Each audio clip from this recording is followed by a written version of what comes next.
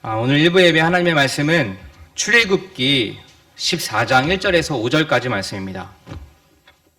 출애굽기 14장 1절에서 5절까지의 말씀, 우리가 함께 목소리를 맞춰서 읽도록 하겠습니다. 시작. 여호와께서 모세에게 말씀하여 이르시되 이스라엘 자손에게 명령하여 돌이켜 바다와 믹돌 사이에 비아히롯 앞 곧 바알스본 맞은편 바닷가에 장막을 치게 하라. 바로가 이스라엘 자손에 대하여 말하기를 그들이 그 땅에서 멀리 떠나 광야에 갇힌 바 되었다 하리라. 내가 바로의 마음을 완악하게 한즉 바로가 그들의 뒤를 따르리니 내가 그와 그의 온 군대로 말미암아 영광을 얻어 애굽 사람들의 나를 여호와인 줄 알게 하리라 하심에 무리가 그대로 행하니라. 그 백성이 도망한 사실이 애굽 왕에게 알려지매 바로와 그의 신하들이 그 백성에 대하여 마음이 변하여 이르되 우리가 어찌 이같이 하여 이스라엘을 우리를 섬김에서 놓아 보였는가 하고. 아멘. 자유와 도피 사이라는 제목으로 말씀을 증거하겠습니다. 오늘 말씀은 이스라엘 백성이 하나님의 은혜로 출애굽을 하는 그런 과정 가운데에 우리가 이 일을 통해서 몇 가지 같이 생각했으면 좋겠다라는 마음으로 메시지를 합니다. 이스라엘 백성은 바로 왕의 그런 완강한 저항에도 불구하고 하나님께서 10가지 재앙을 일으키심으로써 이집트를 나올 수 있게 됩니다. 그 과정이 아시다시피 간단하지 않았습니다. 참 어려웠어요. 그렇지만 하나님께서는 그들을 결코 빈손으로 나오지 않게 하시고 애굽 사람으로부터 얻은 그런 가축들과 은금 패물들 그리고 의복 등 충분히 그들이 살 수 있도록 가지고 나올 수 있도록 하나님께서 인도해 주셨어요. 이스라엘 백성이 이집트의 노예로 있었던 정확한 시간은 430년이라는 그런 시간이었습니다. 출애굽기 12장 40절 41절에 이렇게 기록이 되어 있는데 제가 한번 읽어보겠습니다.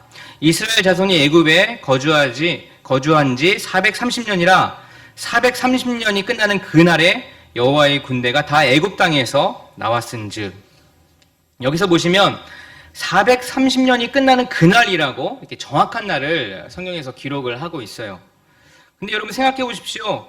어떤 사람이 이 430년이라는 그 정확한 날을 세고 있었을까요? 노예로 살고 있던 어느 한 사람이 그날을 손꼽아 하루하루 기다리며 세고 있었을까요? 아니요, 그렇지 않습니다. 430년이 끝나는 정확한 그날은 하나님께서 세고 계셨다는 거예요. 마치 침묵만 하시고 계신 것 같은 하나님께서 그러지 않으시고 늘 이스라엘 백성을 잊지 않으셨다는 것입니다. 그들의 신음소리를 들으셨고 계속해서 이스라엘 백성을 보고 계셨다는 겁니다. 그리고 하나님께서 계산하신 정확한 그날에 이스라엘 백성을 그 놀라운 권능으로 구원하신 것입니다. 이것은 전적인 하나님의 은혜로 이스라엘 백성을 구원한 것이죠. 자, 이렇게 하나님의 권능으로부터 이스라엘 백성들은 애굽을 탈출하게 됩니다. 이제 자유를 얻게 되었어요. 여러분 생각해 보십시오. 얼마나 그들이 기뻤을까요? 얼마나 또 설레었을까요? 그리고 지금까지 그 하나님의 놀라운 손길을 보고 얼마나 가슴이 이렇게 콩닥콩닥 뛰었을까요? 그런데 오늘 본문으로 돌아오면 그들의 마음과 생각과 행동들이 조금 완전히 변화된 것을 보게 됩니다. 오늘 본문 14장 5절 말씀인데요. 제가 세 번역으로 읽어보겠습니다. 이스라엘 백성이 도망쳤다는 소식이 이집트의 왕의 귀에 들어갔다. 그러자 바로와 그의 신하들은 이 백성에 대한 생각을 바꾸었다. 우리에게 종살이하던 이스라엘 백성을 이렇게 풀어주어 놓아보내다니 어쩌자고 이렇게 하였는가 하고 후회하였다. 후회가 막심한 그 이집트는 그들은 곧 병거를 갖추고 군대를 이끌고 이스라엘 백성을 쫓기 시작합니다. 그리고 10절을 한번 보시면 바로가 다가오고 있었다. 이스라엘 자손이 고개를 들고 보니 이집트 사람들이 그들을 추격하여 오고 있었다. 이스라엘 자손은 크게 두려워하여 주님께 부르짖었다. 억압 가운데 있었던 그들에게 자유가 찾아왔어요. 근데 얼마 되지 않아서 바로의 최강의 군대가 자기들을 쫓아옵니다. 이스라엘 자손이 고개를 들어 본즉 그들이 너무나 두려워졌다는 것입니다. 그 두려움에 여호와께 부르짖었습니다. 여러분, 사람이 이렇습니다. 너무나 하나님께서 인도하신 그것에 감격하고 기쁘고 너무나 막 기쁘고 뛸 것 같이 좋지만 또 환경에 의해서 사람의 마음이 순식간에 바뀌어버려요. 어제는 담대히 나아갔다가 오늘은 너무나 두려워서 마음이 작아질 때도 있다는 것입니다. 사람들은 이야기하죠. 왜 도대체 저 사람은 자꾸 변하지? 왜 이랬다 저랬다 하지? 왜 이렇게 변덕이 심하지? 라고 말할 수 있지만 잘 생각해보면 사람이라서 그렇습니다. 나도 그렇고 너도 그렇고 우리 누구나 사람이라면 다 마음이 변하기 마련입니다. 이스라엘 백성을 보십시오. 그들은 곧 그 두려움보다 더한 모세에 대한 원망을 하게 되는데 그 내용이 11절, 12절 내용입니다. 그들은 모세를 원망하여 말하였다. 이집트에는 묘자리가 없어서 우리를 이 광야에다 끌어내어 죽이려는 것입니까? 우리를 이집트에서 끌어내어 여기서 이런 일을 당하게 하다니 왜 우리를 이렇게 만드십니까? 이집트에 있을 때에 우리가 이미 당신에게 말하지 않았습니까? 광야에 나가서 죽는 것보다 이집트 사람을 섬기는 것이 나으니 우리가 이집트 사람을 섬기게 그대로 내버려두라고 하지 않았습니까? 무슨 이야기입니까? 간단히 이야기하면 노예로 살던 우리를 그냥 냅두지 왜 우리를 탈출시켜서 이 광야에서 죽게 만드냐, 우리 묘지가 이 광야에다 있어야 되냐, 이런 이야기입니다. 불평과 원망의 내용이죠. 자유를 얻었는데 그 자유 앞에 어려움이 찾아오니 이들이 하는 이야기가 이집트 사람을 섬기는 것이 나았다라는 그런 힘 빠진 소리를 하고 있는 것입니다. 자유가 주어졌지만 어려움이 찾아오자 다시 그 자유로부터 도피하고 싶은 마음이 그들에게 생겨난 것입니다. 제가 마음속에 여러 가지 해보고 싶은 것들이 있는데 그 중에 한 가지가 만약 저에게 한 달 정도, 아니 한 보름 정도라도 저에게 어떤 시간과 어떤 그에 필요한 것들이 갖추어지기만 한다면 꼭 해보고 싶은 것이 텐트를 가지고 또 버너와 침낭을 가지고 또 이렇게 음식물들 필요한 거 몇 가지를 챙겨서 차에 싣고 이렇게 한 달 동안, 보름 동안 일본 전체를 이렇게 한번 돌아보고 싶은 그런 마음이 있습니다. 제가 목사이기 때문에 말은 하나님께서 창조하신 이 아름다운 자연을 보고 또 기록하고 사색하고 또 그렇게 생각하기 위함입니다라고 말은 할 수 있지만 사실은 현실을 도피하고 싶은 마음이죠. 한마디로 이야기하면 자유를 제대로 누려보고 싶은 마음입니다. 제가 뜬금없이 왜 이런 생각을 할까요? 제가 생각해보니 이런 생각을 할 때의 공통점이 있더라고요. 일이 한꺼번에 막 겹치거나 뭔가 막 심히 고민하고 결정해야 할 순간에 또 아니면 막 관계가 어려워졌을 때 이번 한 주가 그러더라고요. 그래서 엄청 제가 막 가고 싶더라고요. 막 유튜브에서 막 차로 막 여행하는 것도 찾아보고 막 이랬습니다. 그렇게 제가 이렇게 말을 하죠. 나도 좀 자유를 누리고 싶어 라고 이야기를 합니다. 근데 여러분, 이런 마음은 저뿐만 아니라 아마 여러분들도 한 번쯤은 해보지 않았을까 생각이 듭니다. 직장을 다니시는 분들이나 아니면 사업을 하시는 분들이나 아니면 육아에 지치신 어머니들 또 한 가정을 책임지고 있는 가장들 이런 생각 해보지 않았을까요? 특히 아이를 키우고 있는 엄마들 가끔 아이들 누구에게 맡기고 한 3일만이라도 아니 그 3일도 사실 사치죠. 한 하루만이라도 내가 좀 자유롭게 어딘가 무언가 하고 싶은 것 해보고 싶다라는 마음을 한 번쯤은 해보지 않았을까 생각을 하게 됩니다. 근데 여기서 우리가 생각해 볼 것이 있어요. 이것이 정말 자유를 누리고 싶은 마음일까요? 아니면 현실을 도피하고 싶은 마음일까요? 다 맞는 말일 수 있죠. 사람은 자유를 갈망하면서도 그 자유로부터 도피하려는 그런 경향도 가지고 있습니다.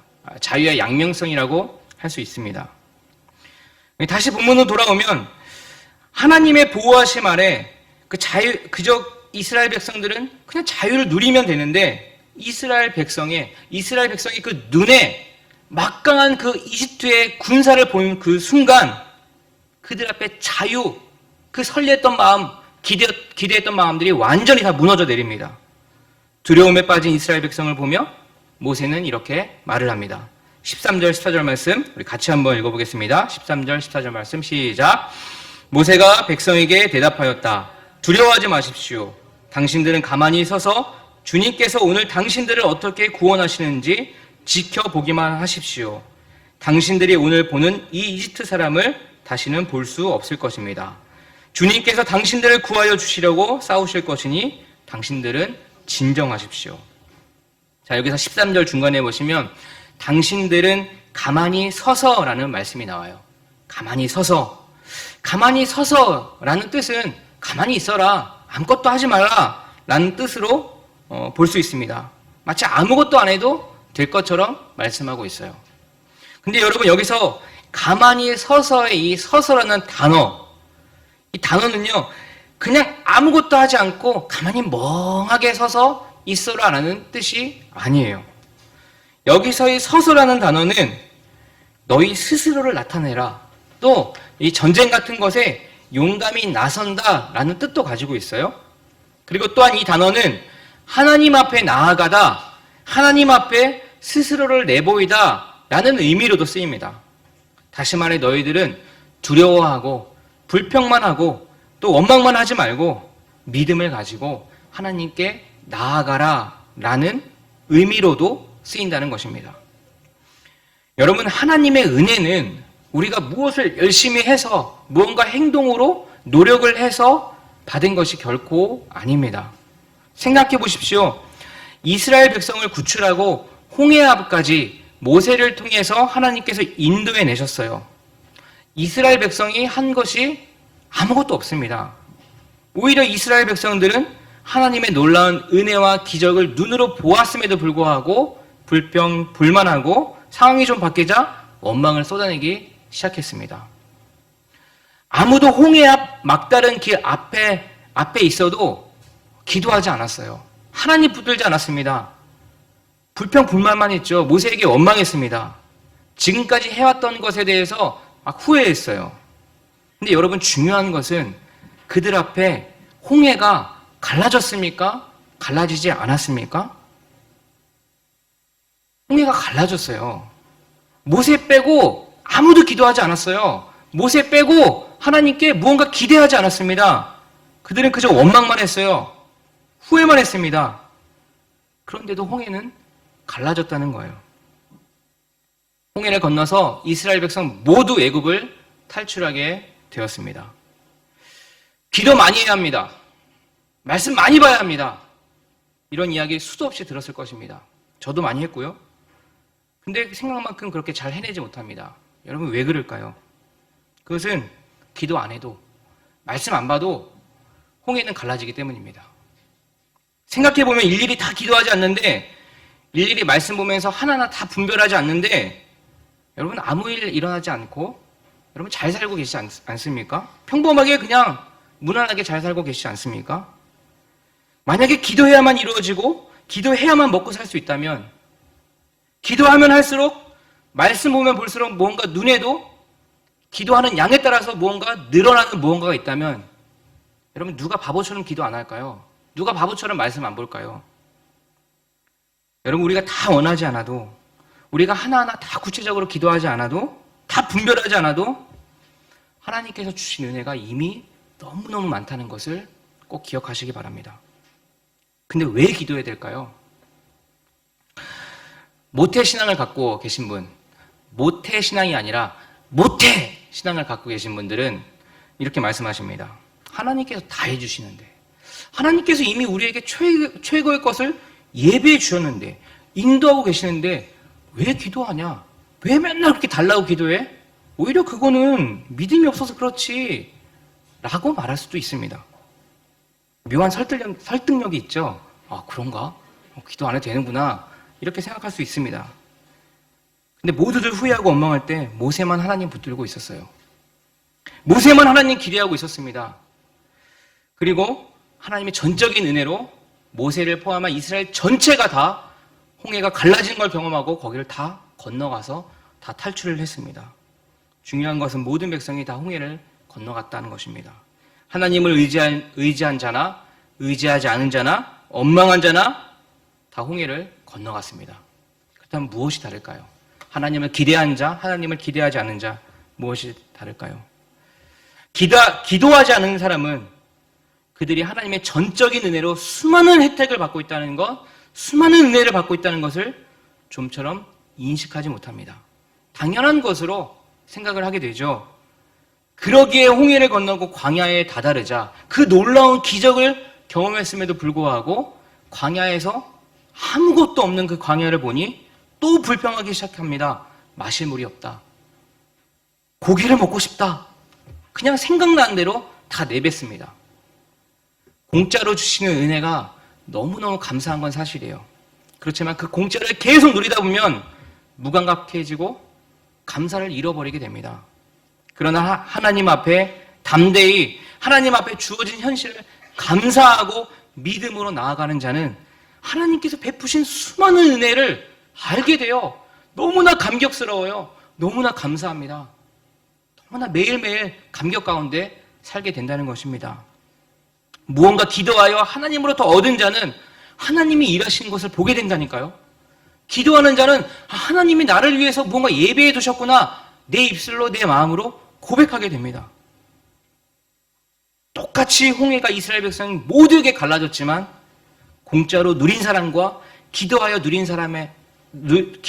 사람과의 질은 너무나 다르게 나타날 것입니다. 여러분, 하나님의 은혜가 또 어떻게 나타나고 있는지 더 보겠습니다. 하나님께서 이 오합지졸 같은 이스라엘 백성, 불평, 불만만 가득한 이스라엘 백성을 하나님께서 뭐라고 부르셨는지 여러분 아십니까? 그들은 430년이란 긴 시간 동안 이집트에 노예로 있었어요.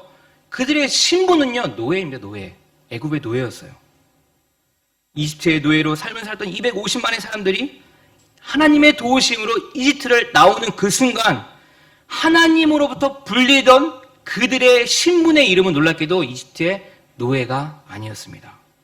출애굽기 12장 41절 말씀, 출애굽기 12장 41절 말씀 보시면 이렇게 말씀합니다. 430년이 끝나는 그날에 여호와의 군대가 다 애굽 땅에서 나왔은즉. 여기서 이스라엘 백성이 하나님으로부터 불린 신분은 이집트의 노예가 아니었어요. 애굽의 노예가 아니었습니다. 그들의 신분은 이제 여호와의 군대로 바뀌었습니다. 이제 이스라엘 백성의 신분은 여호와의 군대, 주님의 모든 군대가 된 것입니다. 하나님께서 그렇게 인정을 해주신 거예요. 군대 갔다 오신 분들 잘 아시겠지만 군인의 생명은 순종입니다. 복종하는 거예요. 가라면 가고 멈추라면 멈추는 것이 순종이고 그 명령에 대한 순종은 나의 생명과 나라의 생명으로 이어지게 됩니다. 사실 이들의 신분은 무엇입니까? 이스라엘의 노예였어요. 이집트의 노예였습니다. 이집트의 노예로 430년을 살았습니다. 근데 더 거슬러 올라가면 그들의 원래의 신분은요, 하나님의 백성이었어요. 하나님께서 친히 선택하신 하나님의 백성입니다. 그리고 이제는 주님께서 이스라엘 백성을 여호와의 군대로 부르시고 계십니다. 하나님께서 민수기에서 이스라엘 백성의 수를 세어라 라고 말씀하십니다. 그 이유는 무엇입니까? 약속의 땅에 들어가기 위해서인데 약속의 땅에 그냥 일반인으로 그냥 평민으로 들어가는 것이 아니라 너희는 여호와의 군대로 들어가는 것이다. 여호와의 군대로 싸우기 위해 그곳에 들어가는 것입니다. 옛날에 어떤 분들이 우리 교회 손님으로 오셔서 하시던 말씀이 꼭 군대 같다 이런 말씀을 몇 분들이 하셨던 거로 기억이 돼요. 물론 좋은 의미로 하시는 분들도 계셨지만 어떤 분들은 좋지 않은 뉘앙스로 비아냥거리는 말투로 마치 군대 같다라는 말씀도 하신 분이 계셨어요. 그러나 우리가 기억해야 할 것은 주님은 이스라엘 백성을 출애굽시키시며 그들을 여호와의 군대로 부르셨다는 사실입니다. 그러므로 우리도 택하신 하나님의 백성이면서 택하신 하나님의 자녀이면서 동시에 하나님의 군대란 사실을 기억하시기 바랍니다. 군인이라고 하면 왠지 싸움만 할 것 같고 난폭할 것 같고 질서체계가 뚜렷하고 상하관계가 뚜렷해 보입니다. 왠지 딱딱해 보이죠? 그러나 군인에게 있어서 무엇보다 중요한 것은 질서, 파괴력, 훈련보다 더 중요한 것은 순종입니다. 순종. 순종하지 않으면 군대의 그 의미가 사라집니다. 근데 중요한 것은 누구에게 순종하는가가 중요하죠. 수장 되시는 하나님의 말씀에 순종할 때 우리는 더 이상 리더에 대한 염려를 할 필요가 없습니다. 왜냐하면 우리 리더는 완벽하신 분이기 때문에요. 하나님은 실수하지 않으시고 완벽하신 분, 전지전능하신 분, 그리고 우리를 너무나 사랑하시는 분이기 때문입니다. 그런 하나님의 말씀에 순종하는 자가 바로 우리들 여호와의 군대입니다. 몇 년 전에 우리 교회에서 이렇게 신년 탐방으로 이렇게 애쓰고 유자원을 간 적이 있습니다. 설국 기억나시죠? 가다 보면은 아주 긴 터널을 만나게 돼요. 11km 정도 된다고 합니다. 그 터널을 처음 지날 때요, 저는 굉장히 놀랐습니다. 이런 터널도 다 있나? 터널이 가도 끝이 없는 거예요. 그런 터널을 경험한 적이 없기 때문입니다. 근데 얼마 전에도 그 터널을 지나게 되었어요. 자동차로 막 지나는데 그때는 그렇게 길게 느껴지지 않았습니다. 처음에는 야, 정말 대단하다. 이렇게 이 끝이 언제 나오나 그랬는데 얼마 전에 갔을 때는 한 10분만 달리면 그냥 금방 지나갑니다. 제가 왜 그렇게 길다고 느끼지 못했을까요? 그것은 경험이 있기 때문이에요. 그 터널의 끝이 반드시 올 거라는 그런 믿음을 갖고 있었기 때문입니다. 하나님의 날이 언제 올지는 모르지만 반드시 옵니다. 우리는 셀 수 없습니다. 알 수 없어요. 그러나 하나님은 정확하게 그날을 세고 계신다는 것을 기억하십시오. 그러므로 우리는 하나님이 말씀하시는 하나님의 백성, 하나님의 자녀이면서 하나님의 군대라는 사실도 기억을 하는 겁니다. 그리고 하나님의 말씀에 순종을 해보는 겁니다. 바로의 군대를 보고 당당히 나아가던 이스라엘 백성은 쫓아오는 그런 애굽의 군사력을 보고 깜짝 놀라 두려움에 빠져버립니다. 지도자를 원망합니다. 근데 충분히 생각해보면 그럴 수 있겠구나 라는 생각이 들어요. 왜냐하면 그들이 무기를 갖고 있겠습니까? 아니면 군사훈련을 받았겠습니까?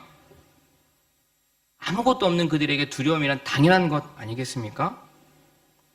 그러나 이스라엘 백성이 해야 할 일은 찾아온 두려움은 물론 있지만 거기에 마음을 빼앗겨 버리는 것이 아니라 어렵게 얻은 자유를 두고 현실 도피를 하려는 것이 아니라 이럴 때일수록 현실을 제대로 바라보며 하나님의 약속의 말씀을 붙들고 하나님을 바라봐야 하는 것입니다. 여러분, 순종이라면 대부분 어떻게 생각하냐면 무언가 열심히 해야 돼, 뭔가 가라 그러면 저기 가야 돼 라는 마음을 갖고 있어요. 순종 그러면 딱 마음에 벌써 순종 또 순종이구만 막 이렇게 생각할 수도 있습니다. 그런데 모세를 통한 하나님의 명령은요, 그들이 무언가 행동하고 싸우라는 것이 결코 아니었어요. 그들이 해야 할 일은 당신들은 가만히 서서 주님께서 오늘 당신들을 어떻게 구원하시는지를 지켜만 보십시오. 그냥 멍하니 바라보는 것이 아니라 믿음을 가지고 하나님 앞에 나아가십시오. 주님께서 당신들을 구하실 것이니, 당신을 위해서 싸우실 것이니 당신들은 그저 하나님만 바라보십시오. 진정하십시오 라고 말하고 있는 것입니다. 사실 적군이 눈앞에 막 있습니다. 막 그 온갖 좋은 무기를 가지고 우리를 죽이려고 눈앞에 있어요. 그런 상황에서 아무것도 하지 않고 가만히 있다는 것, 그런 상황에서 저 하나님만 바라보고 있다는 것, 여러분 이것이 더 어렵습니다. 뭔가 하고 싶죠. 뭔가 어떻게 해서든지 뭐라도 하나 들고 싸우고 싶죠. 그러나 때론 가만히 서서 싸우지 않고 주님을 바라보는 것, 이것이 믿음이며 이것이 순종일 때가 있습니다. 나아가야 할 때와 멈춰야 할 그때를 구별하는 것이 대단히 중요합니다. 그것이 너무나 중요하기 때문에 이스라엘 백성에게 하나님께서는 친히 불기둥과 구름 기둥으로 그들이 가야 할 때, 멈춰야 할 때를 말씀해 주셨어요. 뚜렷하게 하나님의 의도를 볼 수 있었습니다. 그런데 사실 기도하는 자도, 기도하지 않는 자도, 믿는 자도, 믿지 않는 자도 그 불기둥과 구름 기둥을 볼 수 있어요. 똑같이 가야 할 때와 멈춰야 될 때 그 하나님의 은혜를 볼 수 있었다는 것입니다. 그러나 기도하는 자는 불기둥과 구름기둥이 그냥 불기둥과 구름기둥으로 보이지 않았을 것입니다. 너무너무나 감격적이고 하나님께서 여전히 나를 보고 계시고 보호하고 계시고 하나님이 하시는 놀라운 일을 매일매일 볼 수 있는 그런 놀라움의 극치를 누리고 있었을 것입니다. 기도하지 않는 자도 물론 불기둥과 구름기둥이 눈에 보였을 것입니다. 은혜는 똑같이 임했을 거예요. 그러나 기도하지 않는 자의 눈에는 오늘도 구름기둥이 떴구만. 오늘도 불기둥이 우리를 가라고 하는구만. 아무 감격이 없이 그저 그냥 수동적으로 그것만 바라봤을 것입니다. 여러분, 지금을 살고 있는 우리들 자유를 누리고 있습니다. 하나님께서 예수 그리스도를 통해서 우리를 구속하셔서 우리를 이미 자유 안으로 불러주셨어요. 그러나 그 자유 가운데에서도 이처럼 코로나19처럼 우리가 생각하지 못했던 그런 어려움에 부딪히기도 합니다.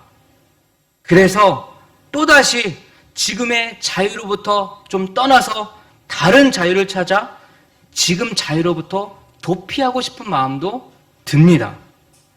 그러나 여러분, 그때마다 그런 마음이 들 때마다 오늘 주신 말씀을 기억하며 너희는 가만히 서서 하나님만 바라보아라. 너희는 가만히 서서 하나님께 나아가라 하는 말씀을 붙들고 나아갑시다. 연줄, 우리가 날리는 연 있잖아요. 설날이 날리는 연은 연줄에 묶여있기 때문에 자유롭습니다. 기차는 레일에 달리고 있기 때문에 자유로운 거예요. 물고기는 물 안에 살기 때문에 자유롭습니다. 근데 뭔가 자유를 찾아서, 더 다른 자유를 찾아서 연의 줄을 끊어버린다면 그 연의 생명은 사라지기 마련이죠. 기차가 좀 자유를 찾아서 레일을 탈선하면 기차의 생명력을 잃어버립니다. 물고기가 또 다른 자유를 찾기 위해 물속에서 튀어나오면 얼마 되지 않아 물고기는 죽고 맙니다. 또 다른 자유를 발견하는 것이 아니라 귀한 생명을 잃어버리게 됩니다. 그리스도인은 하나님께 붙어 있을 때만 자유롭습니다. 다른 곳으로 나가면 우린 죽습니다. 주님께 나아가는 자만이 진짜 자유를 누릴 수 있습니다. 주님 손 안에 있는 자만이 진짜 자유를 만끽할 수 있습니다. 여러분들 혹시 요즘 이런 고민을 하고 계신 분 계십니까? 또 다른 자유가 있을 것 같아서 다른 곳으로 가고 싶고 다른 것을 해보고 싶고 그렇게 지금 주어진 상황과 어려움에 현실을 피하고 싶은 분이 혹시 계십니까? 그런 분들은 다시 한번 주님 앞에 가만히 서서 우리 주님이 하실 놀라운 일을 여러분 기대하십시오. 하나님의 백성으로, 하나님의 자녀로, 하나님의 군대로 이번 주도 주님께서 하실 일들을 또 기대하며 하나님과 붙어있는 그 자유를 만끽하는 저희들 되기를 기도합니다. 기도하겠습니다. 하나님 아버지, 우리에게 자유가 주어졌습니다. 그 자유는 주님께서 핏값으로 주고 사신 자유입니다. 우리가 주님 손에서 벗어날 때, 다른 곳을 찾아 또 다른 자유를 찾아 나설 때 우리의 생명이 위태롭습니다. 하나님, 우리가 자유를 찾아 현실을 도피하고 싶을 때, 이 어려움에 뭔가 다른 것을 찾고 싶을 때 하나님 오늘 주신 말씀, 너희는 가만히 서서 하나님을 바라보라 라고 했던 그 말씀을 붙들고 가만히 서 있는 것도 순종이며 아무것도 하지 않는 것도 순종입니다. 하나님, 우리가 주님을 바라볼 수 있는 그러한 상황에도 손을 놓고 주님께 기도할 수 있는 믿음을 이 시간 허락하여 주시옵소서. 그래서 이번 주일 주님께서 하실 일을 기대하고 주님께서 행하실 일들을 기대함으로 바라보는 저희들 될 수 있도록 인도하여 주시옵소서. 감사드리며 예수님의 이름으로 기도합니다. 아멘.